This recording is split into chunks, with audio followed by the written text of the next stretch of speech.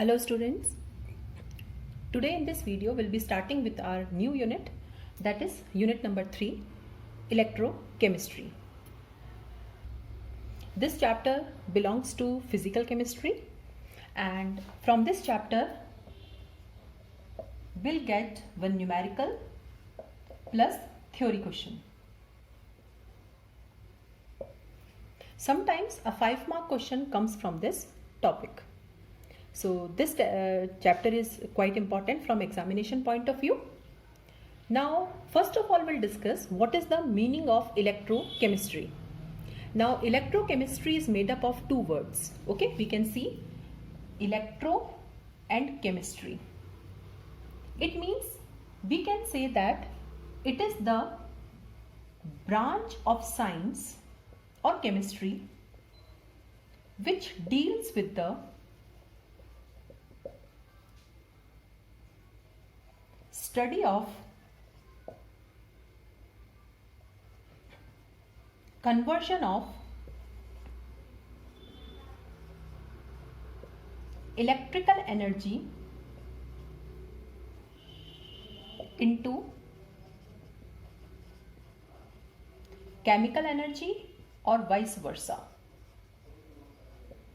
So this electrochemistry deals with how we can convert electrical energy into chemical energy, or we can convert chemical energy into electrical energy. Now, in both the types of conversion, whether it is electrical to chemical or chemical to electrical, the basis is redox reaction. It means, what is the basis of electrochemistry? It is the redox reaction. Now we know about redox reaction. What is the meaning of redox reaction? The reaction in which both reduction and oxidation occur simultaneously. So this is redox reaction in which oxidation and reduction occur simultaneously. Now what is the meaning of oxidation? Oxidation means loss of electron. And what is the meaning of reduction? It is gain of electron. So suppose one ionic reaction I have written here. Zn plus Cu2 plus gives Zn2 plus Cu. Now Zn is changing to Zn2 plus. Zn loses 2 electrons, changes to Zn2 plus. So this is oxidation. Cu2 plus gains 2 electron and changes to Cu. So this is your reduction. So both oxidation and reduction are taking place, and we are here considering oxidation and reduction in terms of electron transfer. Now the substance which loses electron, now this will be reducing agent. And the substance which gains electron is oxidizing agent. So in either in electrical to chemical or chemical to electrical, your redox reaction occurs. Therefore, electrochemistry relates chemical energy into electrical energy or electrical energy into chemical energy. Now the devices which convert chemical energy into electrical energy, they are known as galvanic cells, or they are also known as voltaic cells. Whereas the devices which convert electrical to chemical energy, these are known as electrolytic cells.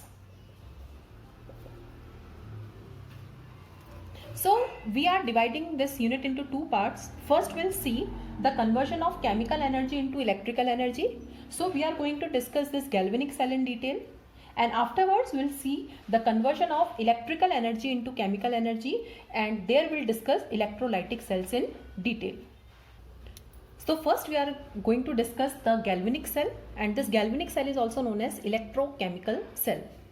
Now it is the device in which the chemical energy of a spontaneous redox reaction. Okay. Now what is the meaning of spontaneous? Which occur on its own without the help of any external source. So the chemical energy of a spontaneous redox reaction is converted into electrical energy. Now in such type of cells, these are also known as voltaic cells. Now in such type of cells, oxidation and reduction take place in separate containers and these separate containers are known as half cells. Okay, so we have one oxidation half cell and we have one reduction half cell.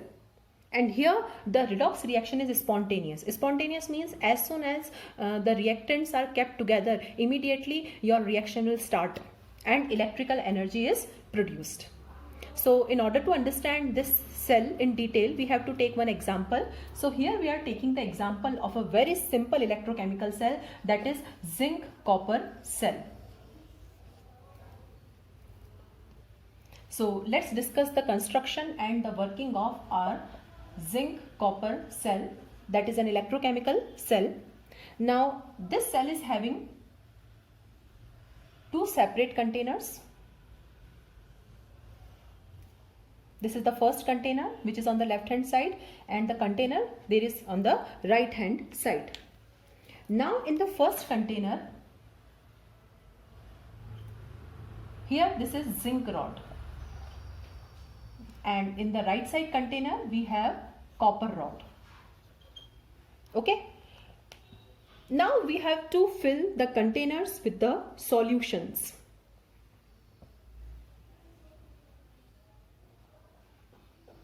So here we have zinc sulfate, that is zinc rod dipped in zinc sulfate solution, and here we have copper sulfate, that is the copper rod dipped in copper sulfate solution.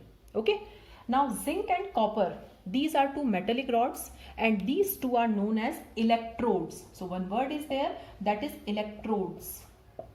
Okay, electrode means the metallic rod, and these solutions are known as electrolytes. Okay, so zinc sulfate and copper sulfate are electrolytes.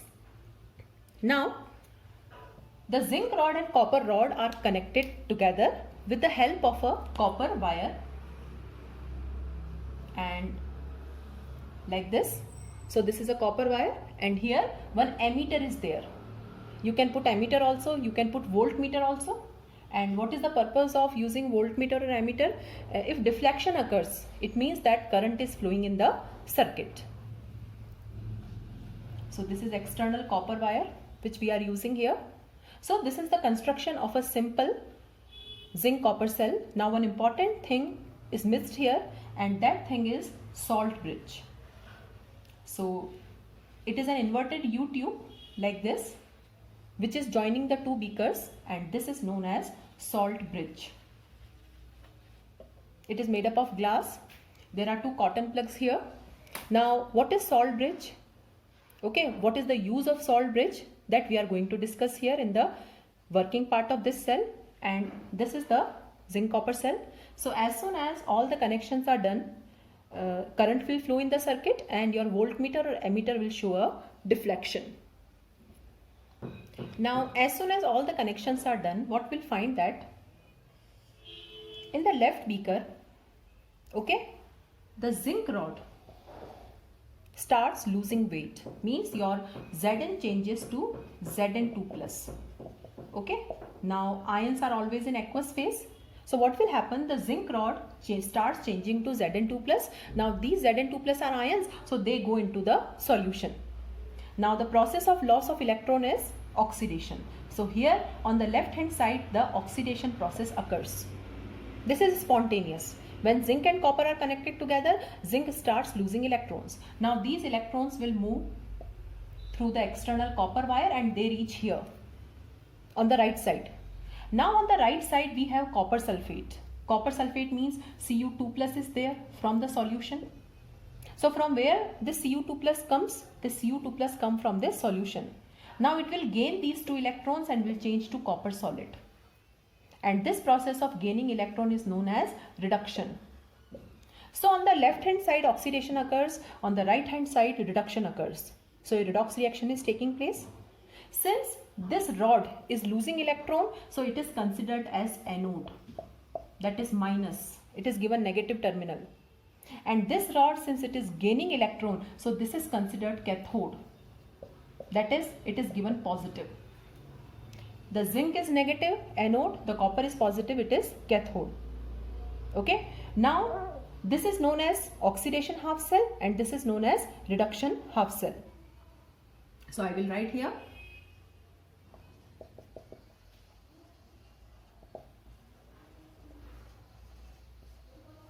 And this is reduction half cell. The two half cells are there. Now, since the electrons are flowing from here to here, so what will be the direction of current? The direction of current will be from cathode to anode. So this is the direction of current. The direction of current is always opposite to the direction of electrons. Okay. Now this is first half cell, this is second half cell. Now we can add the two half cell reactions together. So Zn plus 2 electron gives copper solid. Now when these two are added, we'll get the net reaction. And what will be the net reaction? Electrons and electrons will be cancelled.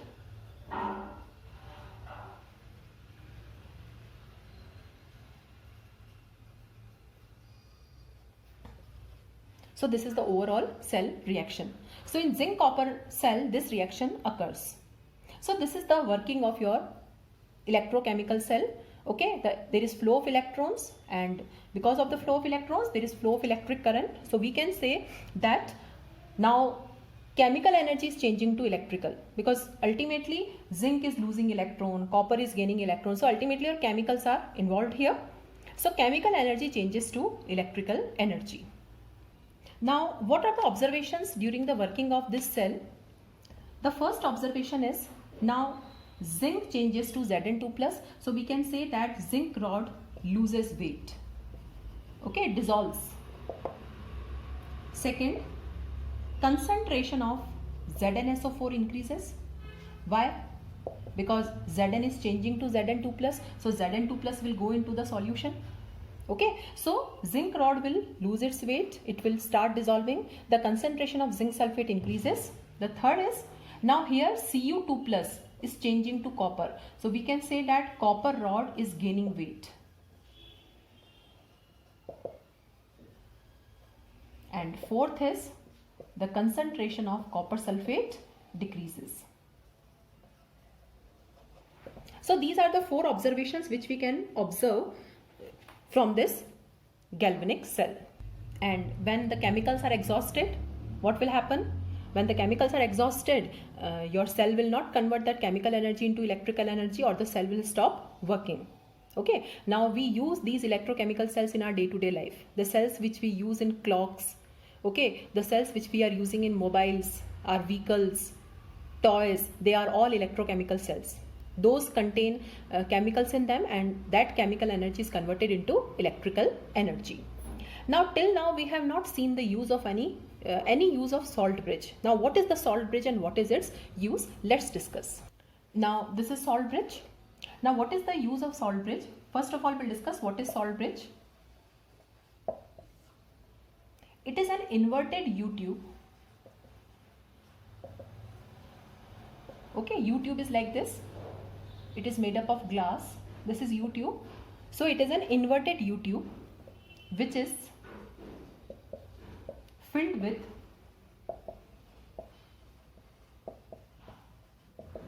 semi-solid paste of inert electrolyte such as KCl, KNO3, etc. and plugged at both the ends. Okay, so what we do in this salt bridge or U-tube, we fill the semi-solid paste of inert electrolyte. Now how to make semi-solid paste? So suppose this is the container. Okay, this container is containing either KCl or KNO3. These are inert electrolytes. Okay, now inert electrolyte means the pH is neutral, around neutral. Okay, so this is KCl. So what I will do, now this is liquid. KCl is solid in nature. So first I will dissolve KCl in water and I will make a solution. So this is the solution of KCl. Now what I will do, I will add agar-agar. Now agar-agar is a type of jelly, okay, which we use in ice creams also. So I will add a little quantity of agar-agar, and what will happen because of this? This KCl will be solidified. Okay, so this KCl is solidified into a semi-solid mass. It is not completely solidified. okay, having the consistency of toothpaste. Okay, so that consistency will keep here and will fill this semi-solid mass into the U-tube and will invert it and then plugged at both the ends. Okay, so this is our salt bridge. Now what are the uses of salt bridge? It completes electrical circuit. Okay, now electrical circuit means rod is connected to rod through wire. Now the solution is also connected to the solution with the help of salt bridge. So it is completing the electrical circuit. And the second use is it maintains electrical neutrality. Now what is the meaning of electrical neutrality? So now on the left side your Zn is changing to Zn2 plus. Zn2 plus plus 2 electrons. Now these Zn2 plus will accumulate around the zinc rod and they will not allow these 2 electrons to move to the copper side because these are positive. So when large number of Zn2 plus ions accumulate here, they will not allow the electrons to move to the copper side. So what is the role of salt bridge? So suppose your salt bridge is having KCl. So immediately your salt bridge will release the negative ion. Suppose the salt bridge is releasing Cl minus ion here, and these Cl minus, what they will do? They will neutralize the excess Zn2 plus. So here on the left hand side the excess Zn2 plus are neutralized by the negative ion from the salt bridge. And on the right side what is happening? Cu2 plus plus 2 electron is changing to copper. So here your Cu2 plus is there. Now the electrons are entering here. But here the problem is sulfate ions because these are excess now. Now these sulfate ions will not allow the 2 electrons to reach to copper. So what the salt bridge do? Immediately this K plus, that is the positive ion from the salt bridge, will neutralize the excess sulfate ions. So this is the working of salt bridge, that it maintains the neutrality. So if salt bridge is not there, your cell will not work even for a second. So this salt bridge is compulsory for the working of this electrochemical cell. So this was the brief description of the construction and working of a simple electrochemical cell. Now we can take any 2 elements and we can construct our own electrochemical cell.